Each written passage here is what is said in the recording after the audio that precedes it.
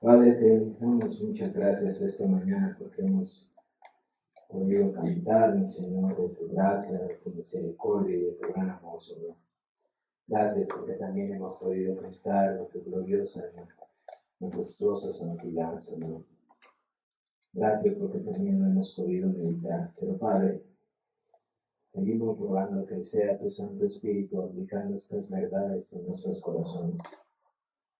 Como oraban mis hermanos esta mañana, que todo lo que cantamos y leemos y meditamos sea tu Espíritu Santo, Señor, vivificándolo dentro de nosotros.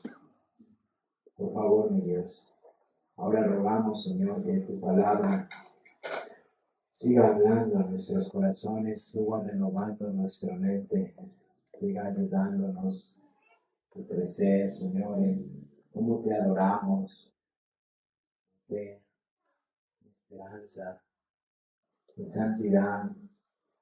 Amado Dios, por favor, que sea tu palabra haciendo tu obra en nuestros corazones, en nuestras vidas, embelleciendo esta iglesia hasta el día de tu venida. Padre, suplico que me capacites nuevamente, Señor, en tu Santo Espíritu, limite mis pensamientos, guarde mi boca, mi corazón, y mi Padre pueda ser un instrumento útil en tus manos, Señor. Dame gracias, Señor, para hacerlo con sencillez, para hacerlo, mi Señor, con temor delante de ti. Y Padre, para que, Señor, tú uses esto para edificarnos y seguir estableciendo tu reino, Señor. Padre, sé en medio de nosotros, Señor, guardando nuestros pensamientos y llevando tu palabra a nuestros corazones, mi Dios. Obra, mi Dios, en medio de nosotros, te lo rogamos y te damos gracias por tu palabra. En Cristo Jesús. Amén. Vamos a ponernos de pie, por favor, y vamos a la primera carta del apóstol Juan. Vamos a leer el capítulo 4 del versículo 1.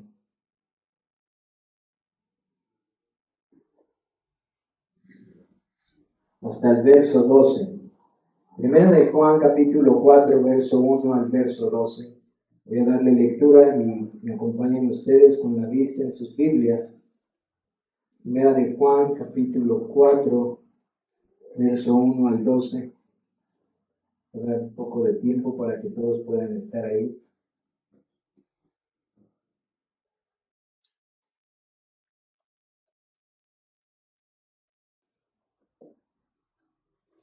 Así dice la palabra de Dios. Amados, no creáis a todo espíritu, sino probad los espíritus si son de Dios, porque muchos falsos profetas han salido por el mundo. En esto conocer el espíritu de Dios. Todo espíritu que confiesa que Jesucristo ha venido en carne es de Dios, y todo espíritu que no confiesa que Jesucristo ha venido en carne no es de Dios. Y este es el espíritu del anticristo, el cual vosotros habéis oído, que viene y que ahora ya está en el mundo. Hijitos, vosotros sois de Dios y lo habéis vencido, porque mayor es el que está en vosotros que el que está en el mundo. Ellos son del mundo, por eso hablan del mundo y el mundo los oye. Nosotros somos de Dios, el que conoce a Dios nos oye, el que no es de Dios no nos oye. En esto conocemos el espíritu de verdad y el espíritu de error. Amados, amémonos unos a otros, porque el amor es de Dios. Todo aquel que ama es nacido de Dios y conoce a Dios. El que no ama no ha conocido a Dios, porque Dios es amor. En esto se mostró el amor de Dios para con nosotros, en que Dios envió a su Hijo unigénito al mundo, para que vivamos por Él. En esto consiste el amor, no en que nosotros hayamos amado a Dios, sino que Él nos amó a nosotros y envió a su Hijo en propiciación por nuestros pecados. Amados, si Dios nos ha amado así, debemos también nosotros amarnos unos a otros. Nadie ha visto jamás a Dios. Si nos amamos unos a otros, Dios permanece en nosotros y su amor se ha perfeccionado en nosotros. Amén. Pueden tomar sus lugares, hermanos. Continuamos, hermanos, esta mañana con nuestra serie de predicaciones que nos ayudan a conocer de mejor forma o conforme las Escrituras lo enseñan quién es el Dios al que adoramos. Ya hemos hablado acerca de la inmutabilidad de Dios, es decir, que Él no cambia, de su pureza, su simplicidad, como Él no está compuesto, no es la suma de sus perfecciones o de sus atributos, sino Él es todo y en todo, como Él es autoexistente, omnipresente, etc. Es decir, hermanos, hemos estado hablando de la santidad de Dios, de lo que precisamente acabo de hablarnos el capítulo 6 del libro del profeta Isaías. Y esta mañana quiero compartir acerca de cómo al Dios que adoramos es un Dios, o es Dios de eterno e inmutable amor.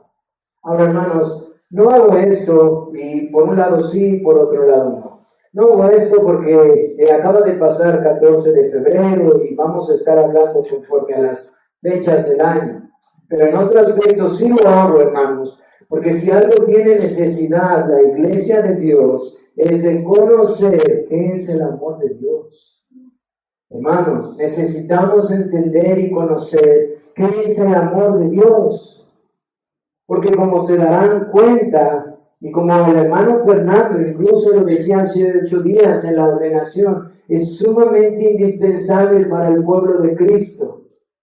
Ahora, hermanos, estoy convencido, después de haber estudiado un poco el tema y de estar constantemente en mis estudios de doctrina de Dios, que a veces la iglesia ha menospreciado el tema.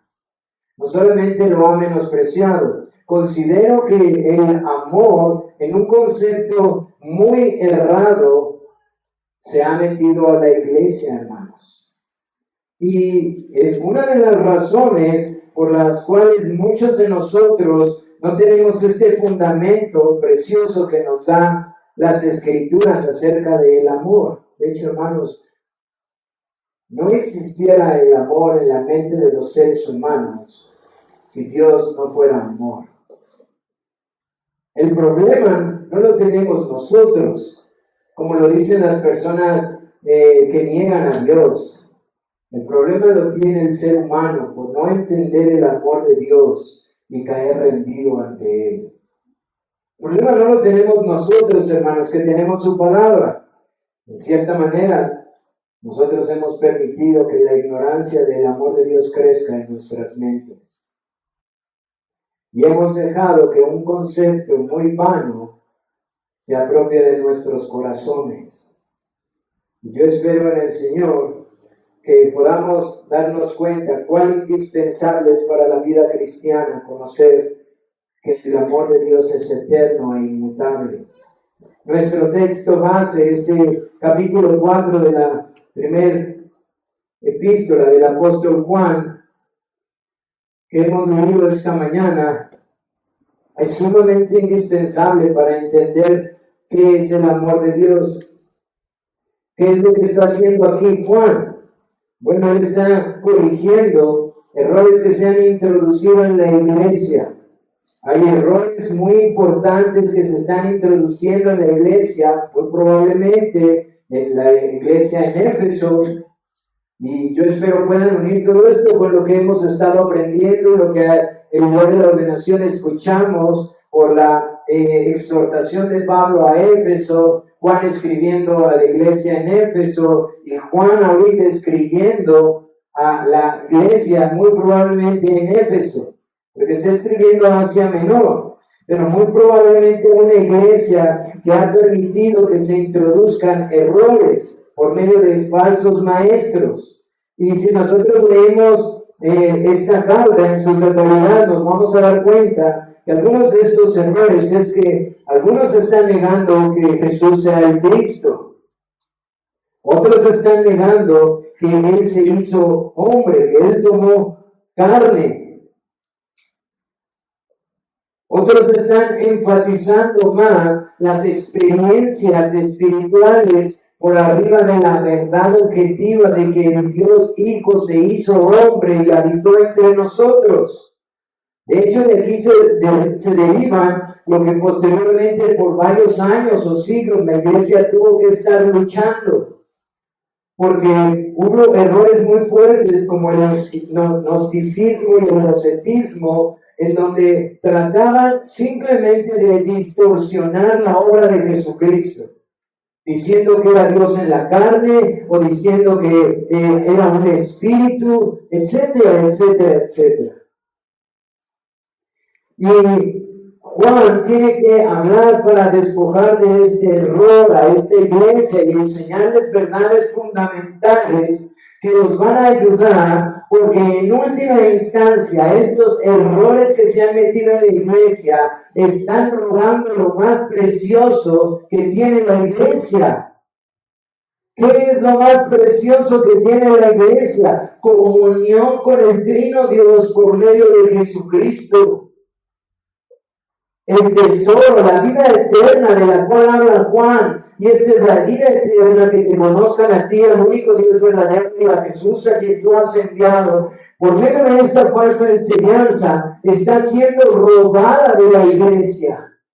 ¿Y cuál es la consecuencia de esto? Esta iglesia empieza a ser zarandeada, esta iglesia empieza a ser desviada, la inmoralidad empieza a entrar entre ellos, empiezan a bajar los estándares de santidad, empiezan a ser permisivos con el pecado y empiezan a pasar toda clase de pecados tan solo porque se está ocupando estos falsos maestros de aquella piedra en donde Dios nos llama a fundamentarnos, que es Cristo.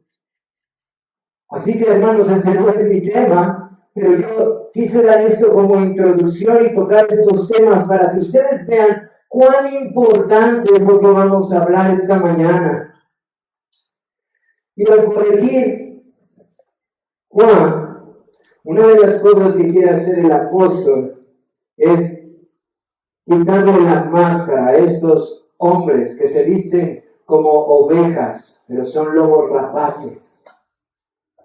Estos hombres que están tratando de, con artimañas, con astucia, introducirse en la iglesia para robarles esta perla de gran precio y que la iglesia sea desviada y inútil del avance del reino. Juan utiliza muchas cosas. Y en este capítulo 4, él quiere hacerles ver a los creyentes, a los que les está escribiendo, que ellos son responsables de discernir aquellos hombres que se paran enfrente de ellos a enseñarles y que aún toman la Biblia y dice, ustedes deben de discernir los espíritus.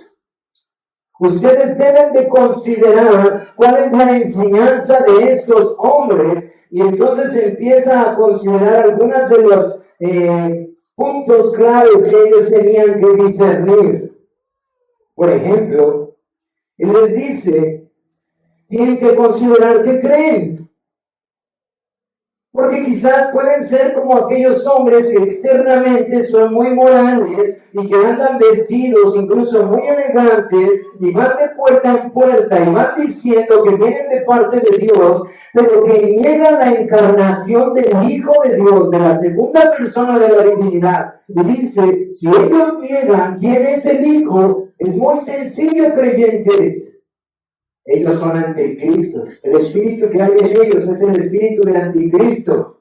Es el espíritu que está negando que el Hijo de Dios vino para cumplir lo que la Biblia nos enseñaba que vino a cumplir.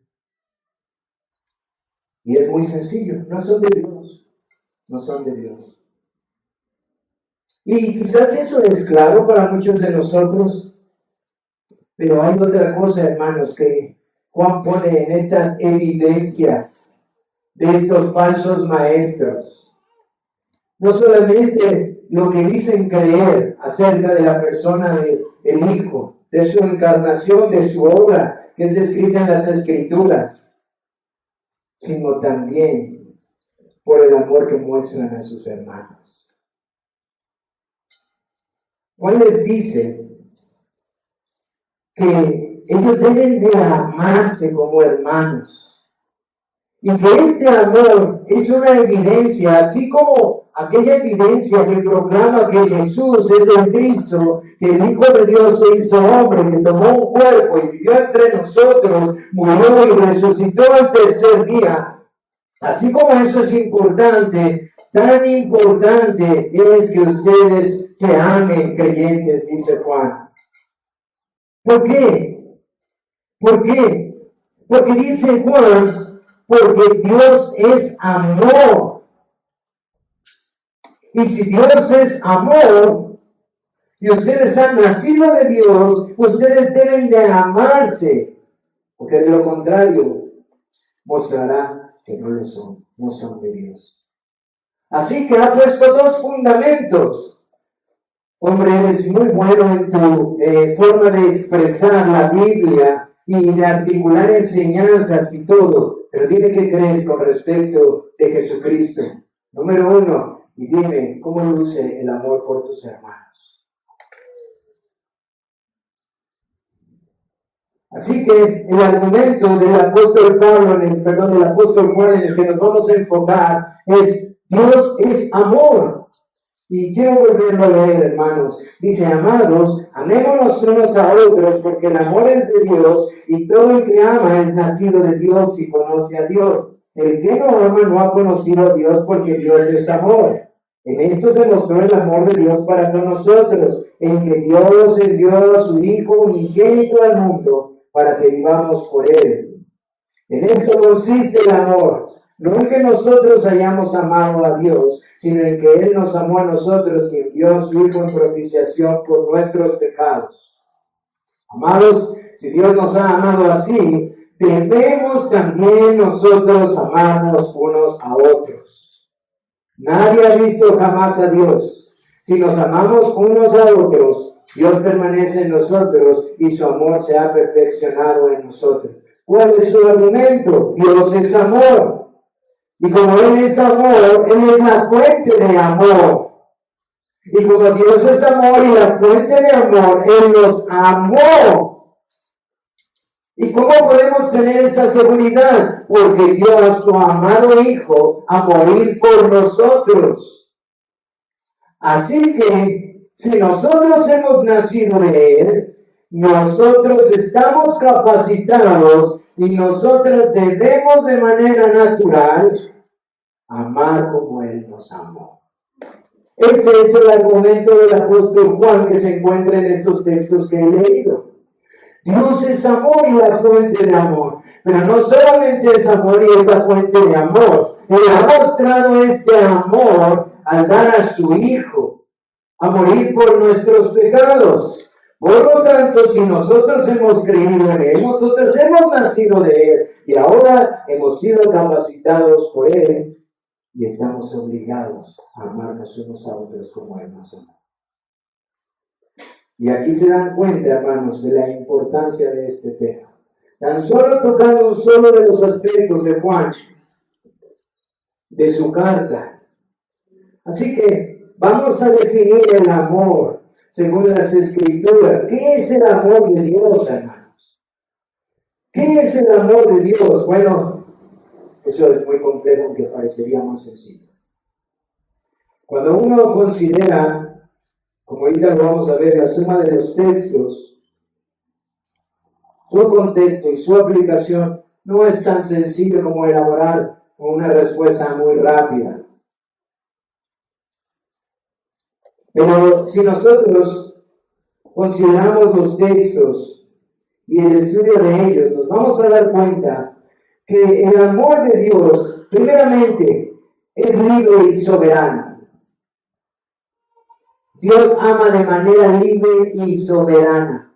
Él no está obligado por nada, ni nada externo Él lo obliga a amar. El amor de Dios es libre y es soberano. Pero también, hermanos, nuestra Biblia nos enseña no solamente que el amor es libre y soberano, sino que es la voluntad de Dios y a Él le complace mostrar este amor. Así que es el acto de la voluntad libre y soberana de Dios. ¿Pero en qué sentido, hermanos? ¿En qué sentido? Bueno, como lo veremos en los textos, se puede resumir en esto, como el acto libre y soberano de la voluntad de Dios en hacerle bien a su criatura, en hacerle bien a su creación, porque Él es el sumo bien de todas las cosas, hermanos.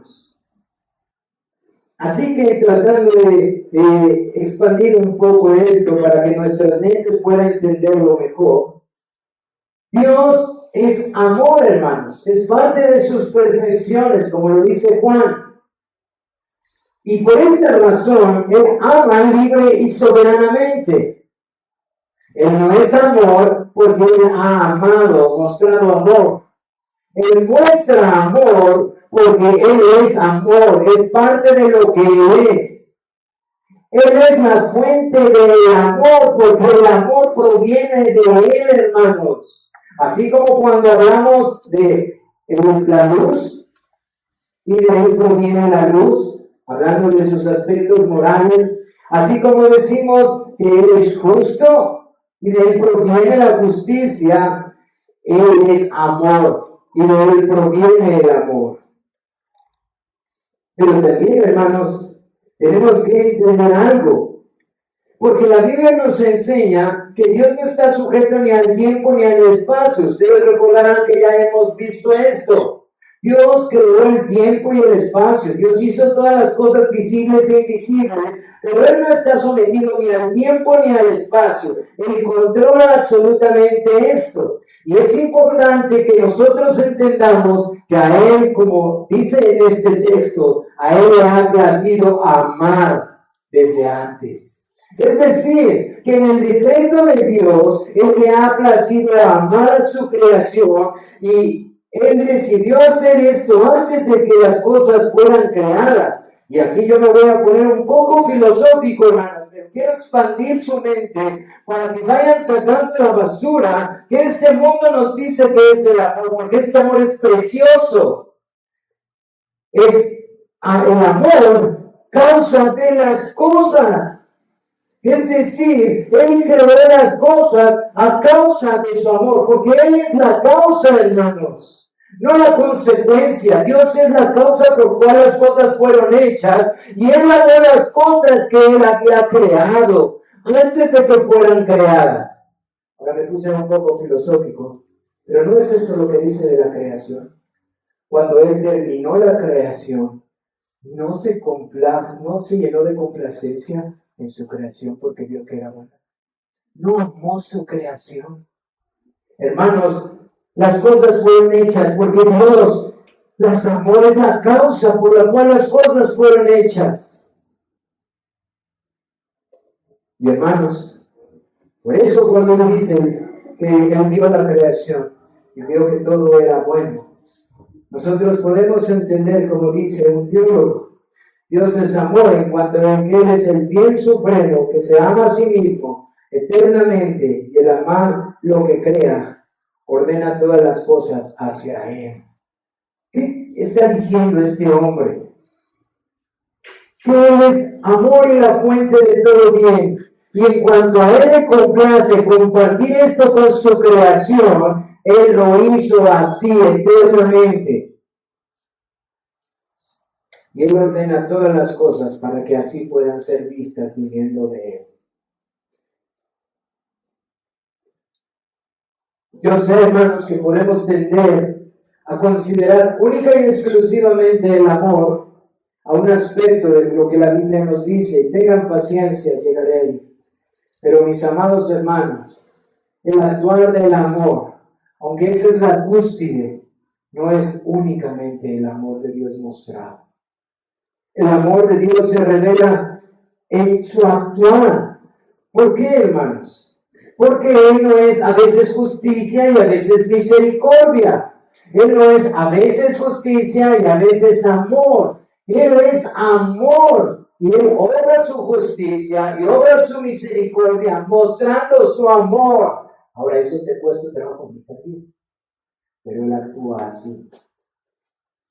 Y nada más considera esto, hermano. Mientras tú y yo aprendemos estas verdades que están en las Escrituras, ¿Por qué la humillación de Isaías tiene más sentido cuando nosotros entendemos su santidad a la realidad de su trascendencia? No solo de su perfección moral, no solo de la justicia perfecta, sino de la grandeza y majestad de todas sus perfecciones, porque considera Isaías mirar al Señor en su esplendor, en la persona del Hijo, y mirar lo que es la gloria de su justicia, su misericordia, su gracia, su castigo sobre el pecado y todas las cosas, obrando perfectamente. Mientras un ser humano puede tener juicios, y puede prejuicios, y puede tener errores, y puede haber dicho cosas que no debió decir, pero vea al glorioso Señor en todo su esplendor, perfecto en todas sus manifestaciones. Hermanos, es sumamente humillante. Sumamente humillante. Más cuando nos han enseñado que tú y yo como seres humanos somos como la cúspide de este mundo.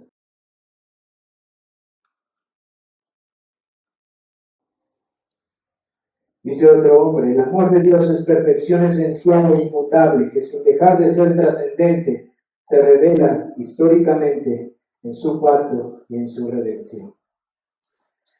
Ahora, hermanos, he dicho cosas que quizás empezaron a traerte ciertas dudas a tu mente. Porque como hermanos que estudiamos la teología reformada, hemos llegado a estudiar cosas que han quitado ciertos conceptos errados. Hermano, muchos de nosotros venimos de un contexto en donde un concepto no adecuado del amor es sobreenfatizado. Y entonces, como el péndulo, tendemos a irnos al otro lado y no querer hablar del amor. Y eso es un grave error y es completamente intencional entre las artimañas de Satanás. Quiero decirte por qué. Porque entonces tú y yo deberíamos de preguntarte, ¿entonces Dios ama a todas sus criaturas? Yo sé que para muchos de nosotros eso puede empezar a ser cortocircuito. ¿Cómo? O sea, Dios ama a todos. Pero no salimos hace años de decir, mira, Dios te ama y tiene un plan maravilloso y todo ese lenguaje errado, mezclado de una buena intención, de una teología mala y confuso para todos nosotros. Bueno, hermanos, la respuesta teológica es, sí, Dios ama a todos los hombres, pero debemos entender bíblicamente cómo lo hace. Porque a lo largo de la historia, en la teología se hace una distinción sumamente importante del amor de Dios para su creación. Y si nosotros no entendemos esto, vamos a tener un problema cuando nosotros hablamos que Dios siempre es Dios en todo lo que Él es. Y a veces es Dios santo y justo, y a veces es Dios santo y amoroso. Y luego, como no podemos entrelazar estas dos ideas, teológicamente llegamos a confundirnos. Y entonces decimos, no cuadra esto en mi mente. Pero, hermanos, los teólogos han hecho una distinción entre el amor de benevolencia y el amor de complacencia. El amor de Dios de benevolencia es diferente al amor de Dios de complacencia. ¿Qué quiero decir con esto? El amor de Dios es aquel amor clemente y misericordioso por los hombres, aparte de que el hombre lo merezca. Es decir, el amor de benevolencia es aquel amor que Dios tiene para con los hombres, porque el hombre fue creado a su imagen y Dios lo hizo para él. Ahora, ¿dónde vemos esto con mucha claridad? En el pacto que Dios hace con Noé. Hay una manifestación enorme de la santidad de Dios en todos sus aspectos. Primero, la corrupción de la humanidad en ese punto llega a tal grado que el Señor trae un juicio, pero muestra misericordia y gracia para una familia. Y hay un juicio en el cual toda la tierra cae, y entonces todos los hombres, con excepción de Noé y su familia, mueren. Y después del diluvio, Noé sale del arca y Dios hace un pacto con Noé. Ustedes recordarán eso. Y en este pacto, Dios muestra su amor de benevolencia para con los hombres. Es decir, Él hace un pacto de no volver a destruir a los hombres de la misma manera y de preservar todas las cosas de su creación para el bien de los hombres. Así que, ¿cuál es el amor de Dios? El acto de la voluntad libre y soberana de Dios de hacer bien a sus criaturas, porque Él es el bien supremo. ¿Y qué fue lo que pactó con la humanidad después del diluvio? Que no volvería a venir un juicio y destruir la humanidad por medio de las aguas, y que todas las cosas según Él las había ordenado iban a mantenerse de esa forma en su creación. Pues mantengan eso en su mente, hermanos. Ahí Dios está mostrando un amor para su criatura, porque de esos hombres a los cuales Él está pactando hacerles bien, no todos iban a ser su pueblo, hermanos. Y sin embargo está mostrando amor para con ellos. Un amor de benevolencia. Un amor que da el bien a los hombres por cuanto son su criatura que revela su imagen. Así que este amor de Dios para su creación, para sus criaturas, no depende del mérito del amado. Dios los ama porque Dios es amor y a Él le ha placido amarnos. Es muy diferente al amor de complacencia. Es muy diferente al amor que Dios muestra en donde Él se complace y se deleita en aquellos que Él ama. ¿Cuál es el claro ejemplo de la manifestación de este amor complaciente? Bueno, ustedes recordarán de Lucas, cuando el Señor Jesucristo escucha esta voz delante de sus discípulos y dice: este es mi Hijo amado, en quien tengo complacencia, en Él me deleito, en Él está mi deleite. Ahora consideremos esto, hermanos: el amor de Dios por su Hijo, y al estar unidos a Él por la fe, nosotros somos benefactores no solo del amor de benevolencia, no solamente de las bondades o la gracia común como nosotros la llamamos, sino de su amor particular, como dijo este autor, de pacto por medio de Jesucristo. De hecho, ambos están unidos al pacto, hermanos.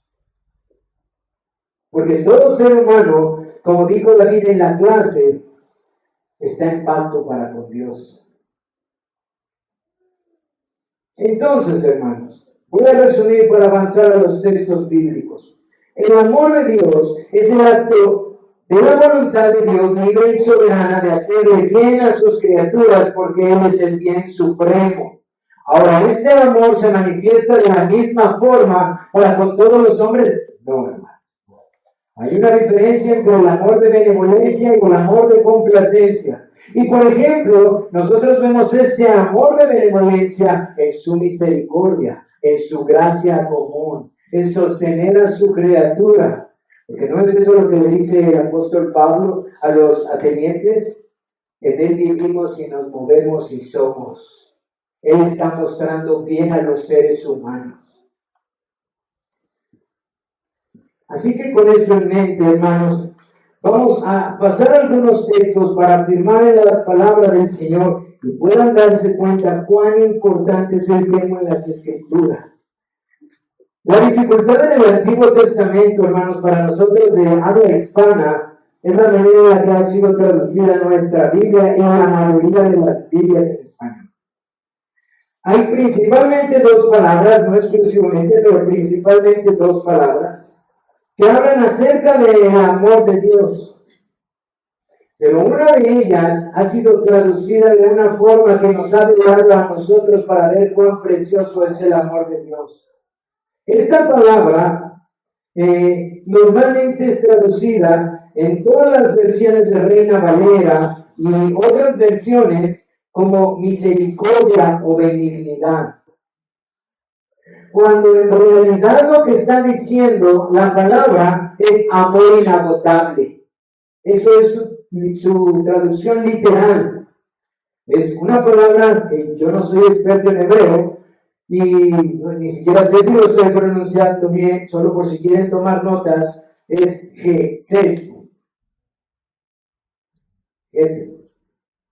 Y esta palabra, hermanos, en las Escrituras es traducida en la mayoría de las veces por misericordia, hermanos. ¿Y saben algo? Eso está robándonos algo muy precioso. Voy a leer los textos de manera rápida y voy a leerlos literal, pero en su mente, en lugar de misericordia, o voy a hacerlo mejor así, en lugar de misericordia, consideren que voy a leer amor inagotable, para que ustedes puedan entender cómo se vería si fuera de manera literal esa palabra. Por ejemplo, Éxodo 34, 6, 7 dice: y pasando Jehová por delante de él, proclamó: Jehová, Jehová, fuerte. Por cierto, hermanos, no tengo tiempo de hacer esto, pero todas las expresiones que dice a partir de ahí Moisés son expresiones de su amor. Todas ellas. Todas ellas son expresiones, su misericordia, su paciencia, son expresiones del amor de Dios.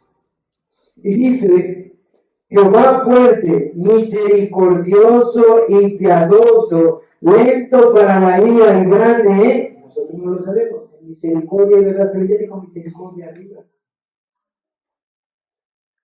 Este texto diría: y pasando Jehová delante de él, proclamó: Jehová, Jehová, fuerte, misericordioso y piadoso, lento para la ira, grande en amor inagotable. Deuteronomio 7:9 dice: conoce pues que Jehová tu Dios es Dios fiel, que guarda el pacto y el amor inagotable con los que le aman y guardan sus mandamientos. Salmo 23:6: ciertamente el bien y el amor inagotable me seguirán todos los días de mi vida. Salmo 136:1: alabad a Jehová porque él es bueno, el bien supremo, la fuente de todo bien, para su creación, y porque para siempre es su amor inagotable. Proverbios 3:3-4: nunca se apartará de ti el amor inagotable y la verdad, átalas a tu cuello. Esa era esta palabra que se encuentra en el Antiguo Testamento y que en nuestro español ha sido traducido como misericordia. Aunque la palabra misericordia, cuando el Señor está aplicando misericordia, tiene otra raíz en hebreo, hermanos. Ahora, no es la única palabra. Hay otra que ha sido traducida y que incluso muchas veces se ha querido dar una interpretación adecuada, hermanos. Esta palabra, que nuevamente no sé si lo pronuncio bien, ahava, quiere decir amar o amado, y la razón por la que muchas veces se malinterpreta es porque también se utilizan las relaciones interpersonales, el amor que hay entre hermanos. Pero quiero que consideren estos textos, por ejemplo, Deuteronomio 7:8: sino por cuanto Jehová os amó y quiso guardar el juramento que juró a vuestros padres, os ha sacado Jehová con mano poderosa. Oseas 11:1 dice: cuando Israel era muchacho, yo lo amé y de Egipto llamé a mi hijo. Jehová se manifestó a mí hace ya mucho tiempo, dice Jeremías 31:3, diciendo: con amor eterno te he amado, por tanto te prolongué mi misericordia. Hermanos, si nosotros articuláramos la suma de los textos a otra palabra, que se tiene alrededor de 250 usos, hermano, en el Antiguo Testamento, nada más para que podamos ver el peso de lo que Dios le está diciendo a su pueblo, de cómo lo amó. Y la siguiente palabra tiene tantos usos también, a veces literales o a veces con otro significado de la palabra, que nos deja ver el amor de Dios. Pero no solamente en el Antiguo Testamento, hermanos. En el Nuevo Testamento es más fácil de entender, Y es donde tenemos que tener cuidado. Porque en el Nuevo Testamento hay varias palabras que yo estoy casi seguro que la mayoría de ustedes las conocen y que conocen incluso algunas de las definiciones de ellas y por qué sí deberían de ser usadas y no. Y yo estoy en contra de eso, como dice el Jim Carson. Ese es un mal uso del idioma original. Porque aunque la palabra original pueda tener un significado inclinado a algo, el contexto siempre nos debe de decir qué es lo que está diciendo. Y la iglesia ha cometido un grave error al citar las palabras del Nuevo Testamento, utilizando las palabras como agape, filos, eros, etcétera, etcétera, etcétera, tratando de forzarlas a preconcepciones que ya tienen. Y eso es un error, hermanos. Porque cuando nosotros lo vemos en sus contextos, nosotros vemos que lo que está hablando es literal de este glorioso amor del cual proviene de Dios. Solo traigo algunos textos, hermanos, para avanzar y que ustedes puedan también mirar el peso de ellos. Por ejemplo, el más precioso, Juan 3:16, porque de tal manera amó Dios al mundo que ha dado a su Hijo unigénito para que todo aquel que en él crea no se pierda, mas tenga vida eterna. Más adelante el mismo apóstol, como el Padre me ha amado, así también yo os he amado, permanecer en mi amor, dijo el Señor Jesucristo. Romanos 5:8, mas Dios muestra su amor para con nosotros en que siendo aún pecadores, Cristo murió por nosotros. Efesios 2:4-5, pero Dios que es rico en misericordia, por su gran amor con que nos amó, aun estando nosotros muertos en pecados, nos dio vida juntamente con Cristo. Por cierto, Efesios 2 y Jeremías dice de qué momento Dios nos empezó a amar. No sé si se percataron, pero Dios dice por medio del profeta y del apóstol que su amor vino antes de la fundación del mundo, desde la eternidad pasada. Y yo espero que esto lo empieces a bajar a tu corazón, porque hacia allá quiero llevar este tema, a las aplicaciones para nuestra vida como creyente. Porque Dios nos amó, dijo el apóstol Pablo. Pablo a Tito dice, pero cuando se manifestó la bondad de Dios, ¿de dónde viene este término que Pablo usa a Tito? Sino del lenguaje de los profetas, en donde está diciendo que Dios es la fuente de todo bien, principalmente en el libro de los Salmos, hermano, donde la fuente de todo bien nos ha amado con amor inagotable.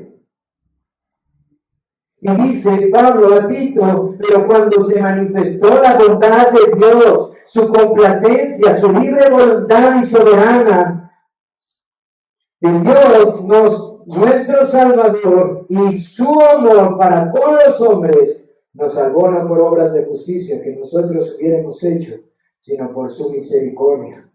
Y poco antes del texto que leíamos, dice el apóstol Juan nuevamente, mirad qué gran amor nos ha dado el Padre para que seamos llamados hijos de Dios.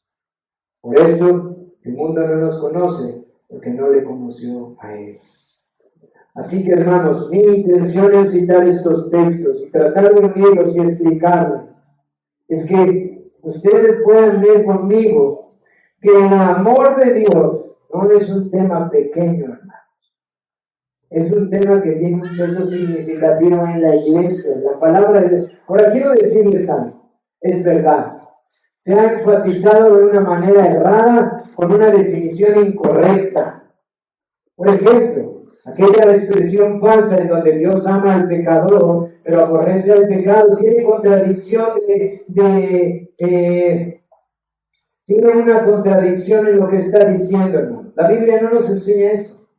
Eso es una contradicción de definición, de términos. Y se ha ocupado de manera equivocada.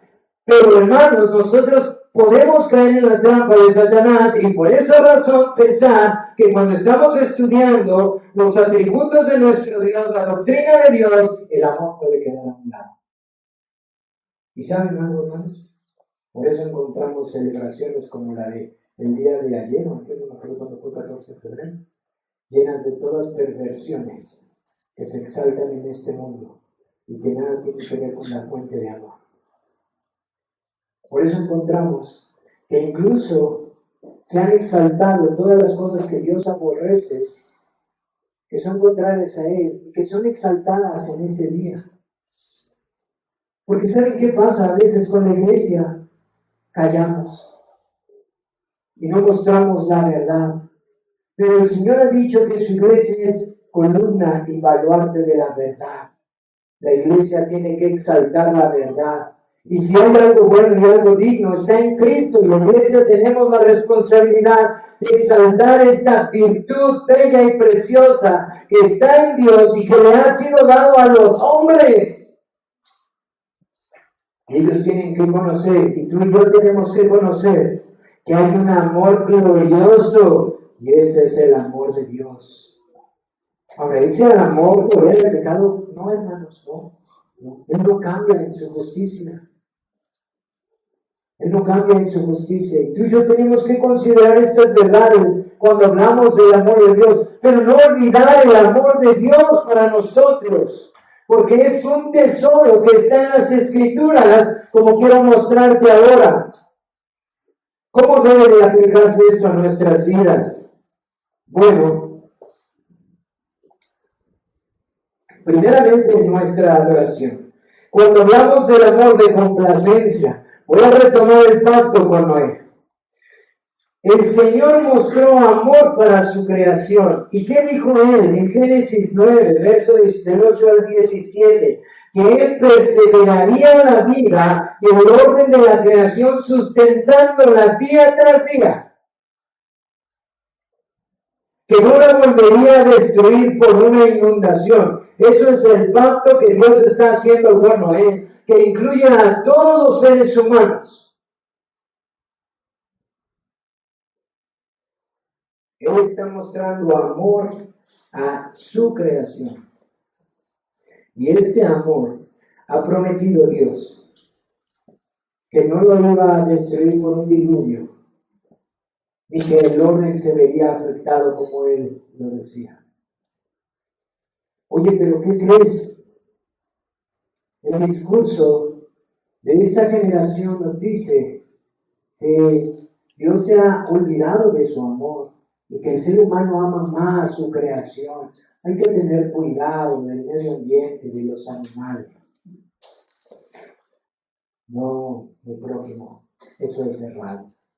Y Dios hizo un pacto y nunca se le olvidará. Tú estás queriendo intercambiar el orden de las cosas. No puedes amar más a la criatura antes que al Creador. El Creador ha dicho que no lo volvería a destruir. Pero el cambio climático, la extinción de los animales.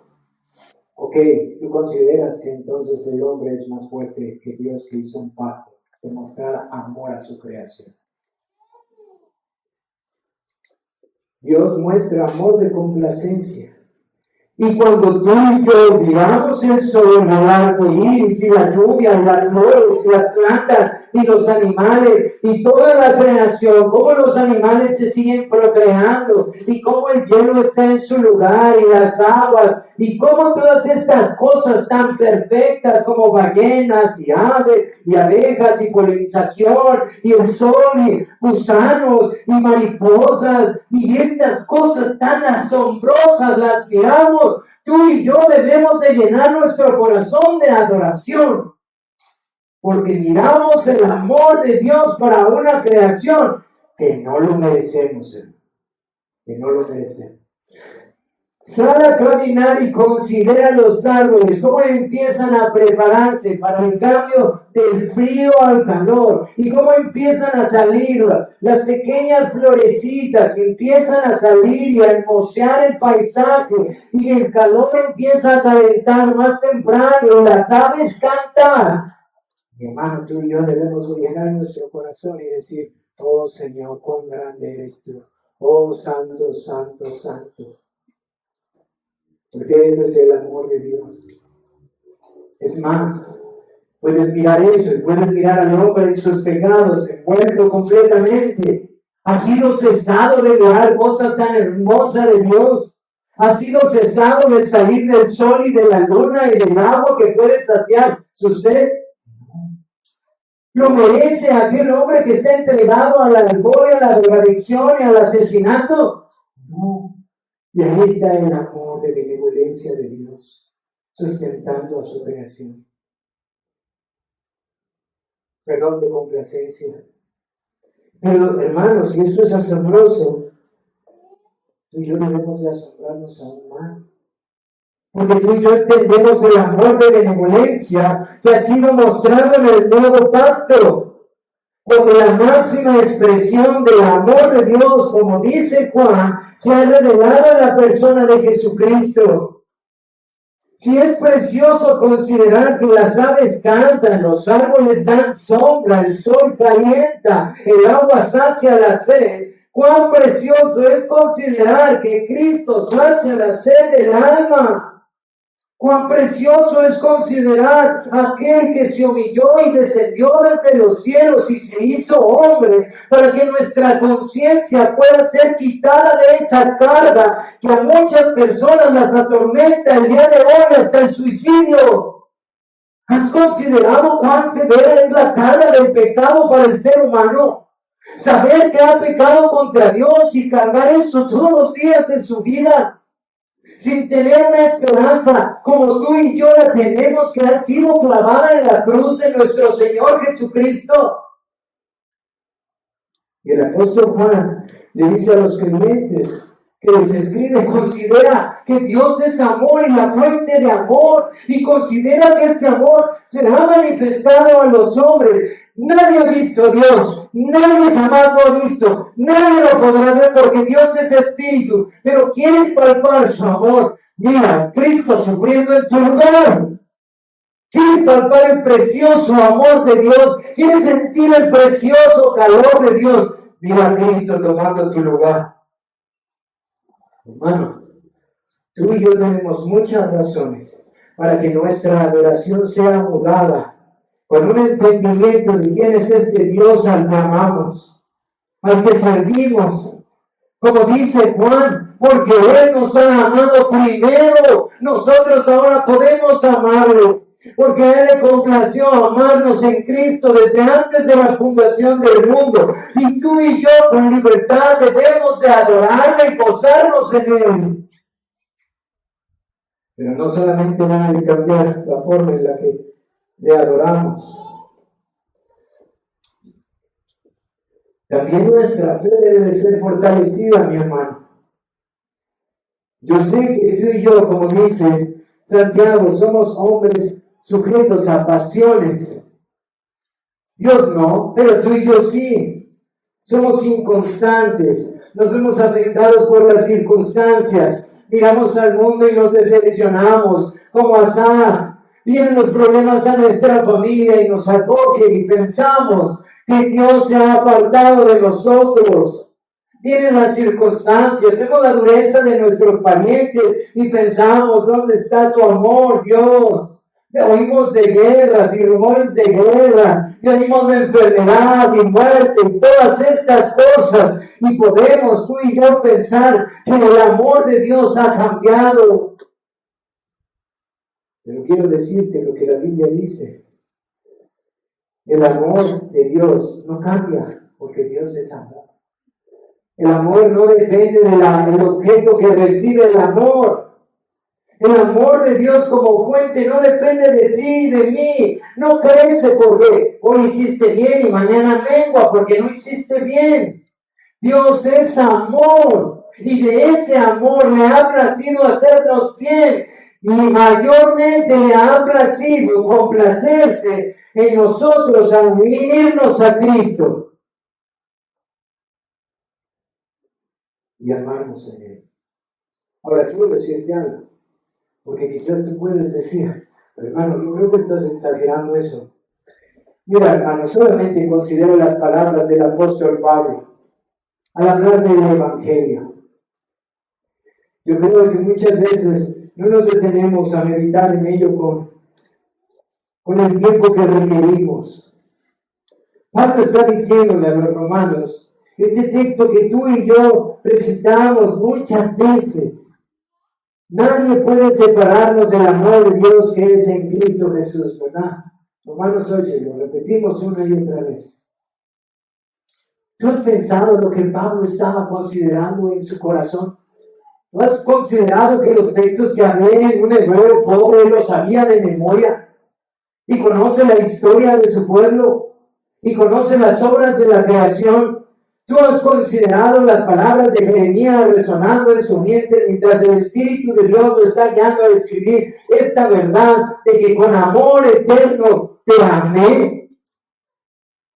¿Tú has considerado que el apóstol Pablo entiende que era una basura entre el pueblo de Dios, entre judíos, porque persiguió a su pueblo?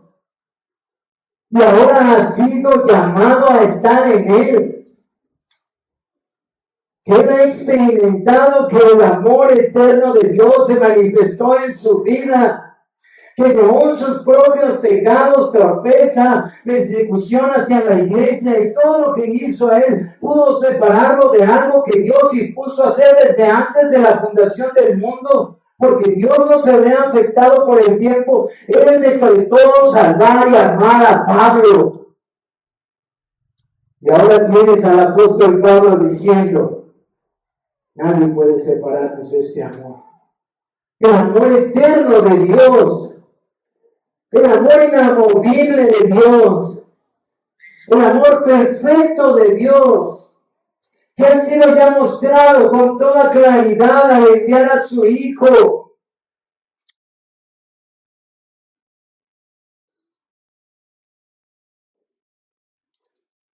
Es libre, es soberano y es inamovible. Es decir, no depende de ti y de mí.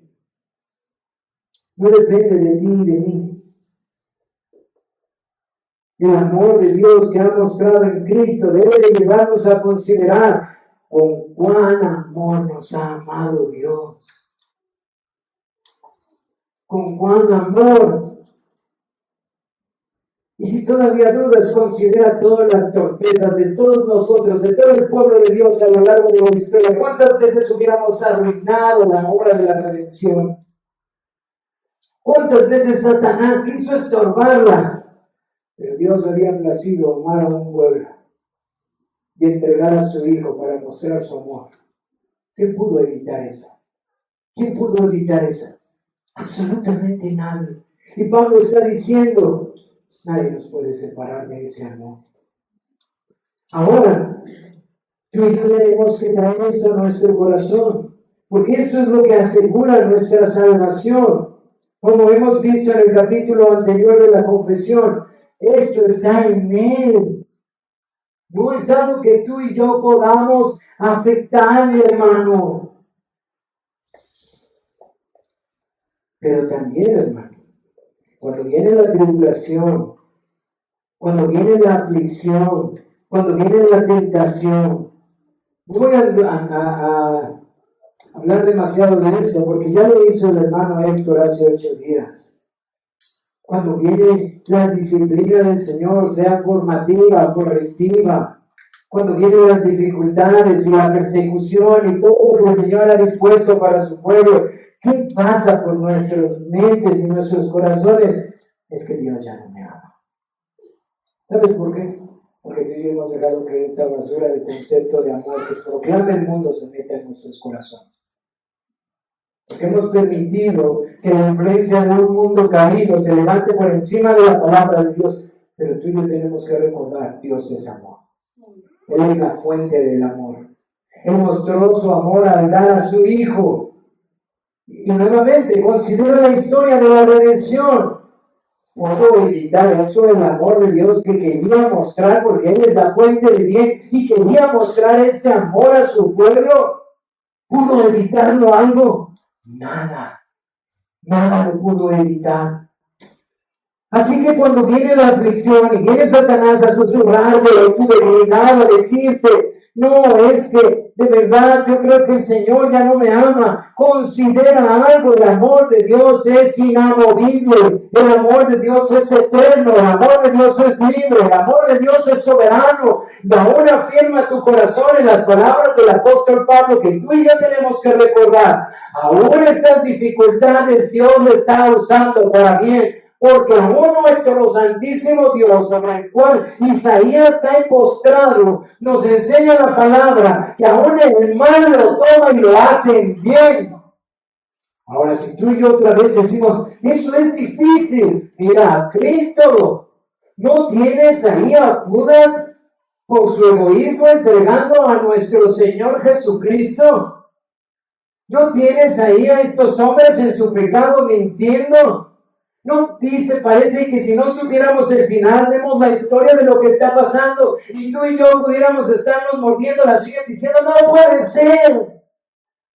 Se va a interrumpir la obra de redención. ¿Y qué hace nuestro glorioso Dios? Toma el mal de estos hombres y lo convierte para bien, para mostrar su gloria a este mundo, humillar a sus enemigos y mostrar su amor perfecto por su pueblo. Hermano, si eso vio Isaías, ¿cómo es que no puedes caer rendido, postrado y humillado ante eso? Considera cuán precioso es el amor de Dios. Por eso podemos saber que aún las cosas que son difíciles y turbadoras para nosotros, muy turbulentas, muy aflictivas, pérdidas de familiares, dificultades, están obrando para bien de los que le aman. ¿Por qué, hermano? Porque eso dijo él, y lo ha mostrado. Pero también, hermano, tú y yo debemos de recordar estas verdades, no solo para adorarle, no solo para creer en fe, sino para nuestra santificación. ¿Por qué, hermano? Porque este amor de Dios, en lugar de ser una ocasión para el pecado, este amor de Dios nos debe de llevar a la obediencia. Eso es lo que dijo el apóstol Pablo. Cuando yo considero el amor de Dios, en la segunda carta de los Corintios, capítulo 5, verso 14 al 15, dice, porque el amor de Cristo nos constriñe, nos obliga, nos forza, pensando esto, que si uno murió por todos, luego todos son muertos, y por todos murió para que los que viven ya no vivan para sí, mas para aquel que murió y resucitó por ellos. Al pensar esta verdad del amor de Dios, que es inamovible, que es libre, que es soberano, que es inmutable, que es eterno, que es parte de la perfección de Dios, a ti y a mí nos debe de llevar, no a pecar, a querer obedecerlo. Por eso, la respuesta de Isaías fue, envíame a mí. Porque él miró a Cristo. Y ante tan grande humillación, pero tan grande muestra de su gloria, él dijo, envíame a mí. Aunque no vea ningún resultado, aunque solo se endurezca el corazón de ellos, envíame a mí. Él fue obligado por el amor de Cristo. Pero hermanos, no solamente a obediencia, sino a amar a nuestros hermanos. El apóstol Juan dice, amados, amémonos unos a otros porque el amor es de Dios y todo el que ama es nacido de Dios y conoce a Dios. El que no ama no ha conocido a Dios porque Dios es amor. Una de las cualidades que el creyente ha sido dotado por el Espíritu de Dios es la capacidad para amar a sus hermanos como Cristo nos ama. Oye, pero es que me ofendió. Claro, el Señor dice que eso va a pasar. Habrá ofensas, dificultades, diferencias, problemas, divisiones. Todo eso está en su palabra, mis amados hermanos. Todo eso está en su palabra. Y aún así, el Señor nos dice que tú y yo somos llamados a amarnos. Amarnos como Cristo nos amó. ¿Qué quiere decir eso? A servirnos, perdonarnos, ayudarnos, a amarnos como Cristo nos amó. ¿Quieres pensar cómo entonces tengo que amar a mis hermanos? Considera a Cristo cómo te ha amado. Considera en tu corazón, tú y yo tenemos que hacer eso constantemente. Es que este hermano, ¿por qué me dijo esto? ¿Y cómo respondió Cristo con las ofensas que yo le hice? Con la grande cuenta de ofensas. Pero es que esto, es que lo otro, es que este hermano es difícil, es que considera cómo Cristo te ha amado. Y entonces tú y yo tenemos que amarnos. Porque ¿sabes qué? Eso es una forma en la que vivenciamos que hemos sido amados por Dios. Habrá mucha gente que dice, yo conozco el amor de Dios, pero no muestra para nada el amor por sus hermanos. Debería de reconsiderar a qué amor se refiere. Si al amor de complacencia o al amor de benevolencia. Porque la complacencia en Cristo nos lleva a obedecer, nos lleva a amarnos unos a otros. El de benevolencia, en nuestra condición caída, nos lleva a ensoberbecernos, enorgullecernos, a ser egoístas. Por último, tú y yo, cada uno de los creyentes, debemos examinar nuestras motivaciones y nuestro corazón, cómo luce nuestro amor, o lo que decimos que es amor, en comparación al amor de Dios.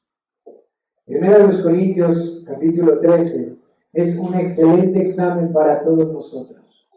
Por favor, mi hermano, yo creo que una de las grandes dificultades para crecer en santidad es nuestra falta de honestidad, de nuestra falta de conformidad a Cristo. La mayoría de nosotros queremos tener un estándar más alto de nosotros mismos. Es decir, pensamos que ya esto. Entonces, cuando vamos a examinarlo, nos sentimos un poquito incómodos, porque ¿qué pasó? Yo tengo como 18, 20, 30, 50 años en la red. O sea, esto es para los del primer año. Pero yo creo que eso es uno de los mayores problemas para que crezcamos en santidad, hermanos. Tú y yo debemos de conocer que aún el pecado que mora en nosotros es bastante grande. Y sigue siendo un estorbo muy grande, hermano. Y cuando tú y yo empezamos a considerarnos con honestidad delante de la santidad, de la majestuosidad de nuestro Dios, un examen de 1 Corintios 13 se vuelve muy apropiado para nuestras vidas. Porque según el amor de Dios, que es escrito en 1 Corintios 13, busca el bien, es paciente, es bondadoso, es humilde, es generoso, es perseverante, es sincero, no se enoja, no guarda rencor, todo lo soporta y todo lo cree. Hermano, solo lo estoy leyendo y ya supe cuánto de eso aún no tengo. Aún falta muchísimo para que eso esté. Y no estoy hablando de ayer, Dios lo sabe, hoy he fallado en eso, en muchas formas. Así que, si tú y yo queremos crecer en santidad, debemos de considerar el amor de Dios para nuestra vida y nuestra obediencia, al amar a nuestros hermanos, pero también en considerar por qué estoy actuando así, de esta forma o de aquella. ¿Cómo luce lo que yo llamo amor por mis hermanos? ¿Es un amor como el que Dios describe? ¿Es un amor como el de Cristo? ¿Es un amor como el que Cristo ha manifestado? Si no es así, vayamos a Cristo y pidamos el perdón y la gracia cada día. Porque cada día el creyente quiere agradar a su Señor. Cada día. Finalmente, para aquellos que no conocen al Señor esta mañana, hace 15 días que hablaba de la omnisciencia de Dios y que Dios está en todo lado. Yo hablaba de cómo eso debe de traer terror al corazón del ser humano. Porque estar delante de la presencia de un Dios tan majestuoso, 3 veces santo, verdaderamente debe de acoger el corazón del hombre que quiere perseverar en el pecado. Pero ahora quiero decirte, si tú no conoces a Cristo, Si este amor no ha llenado tu vida, quiero decirte algo.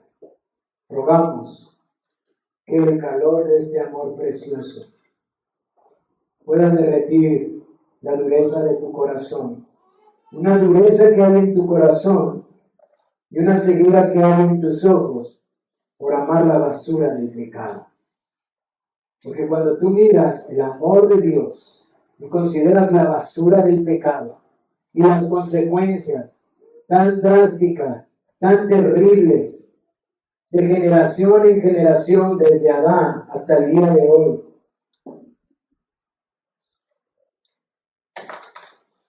debería de hacerte sentir sumamente necesitado de este amor.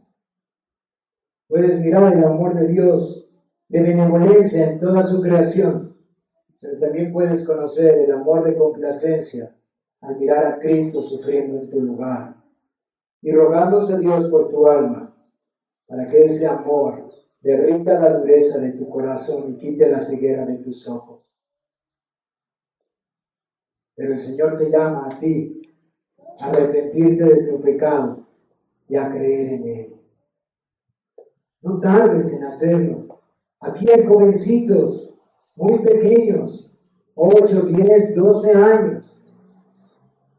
No esperes a que tu corazón sea más endurecido, como dijo el profeta Isaías, o como dice el apóstol Juan en los tiempos de Cristo. No esperes a que tus ojos sean más cegados por la basura del pecado. Es tiempo de que tengas temor de Dios y consideres su amor y caigas rendido a sus pies. Y puedas mirar cuán grande es el amor de Dios que dio a su Hijo en el cual tiene complacencia, a su Hijo amado, unigénito, por personas que nunca lo hemos buscado, que nunca lo amamos, que no lo deseamos. Tal como muchos de ustedes un día estuvimos en una iglesia llevados a la fuerza por nuestros padres, sin deseos de estar escuchando tantas horas al predicador, mostrando aborrecimiento a Dios. Y Dios mostró su amor para con nosotros, en su paciencia, en su bondad, en mostrarnos a Cristo. ¿O no puedes mirar eso? Ni siquiera en tus padres hay un amor tan perfecto. Ni siquiera en tu mejor amigo hay un amor tan perfecto como el de Cristo, sufriendo por personas que nunca le amamos, que lo despreciamos, que fuimos vergüenza para Él. Y así nos amó. Cuando miraba nuestros pecados y lo único que demandaba era su castigo, su ira, nos amó. Yo te ruego que consideres eso esta mañana. O sea que estés pronto a la presencia del Señor, o sea que aún tengas muchos años porque tu juventud apenas comienza. Considera el gran amor de Dios que ha sido mostrado en Cristo Jesús y ven pronto a Él. Pídele perdón por tus pecados y cree en la obra de Jesucristo, que es suficiente para perdonarte, para salvarte. Pasemos a la cena del Señor, hermanos.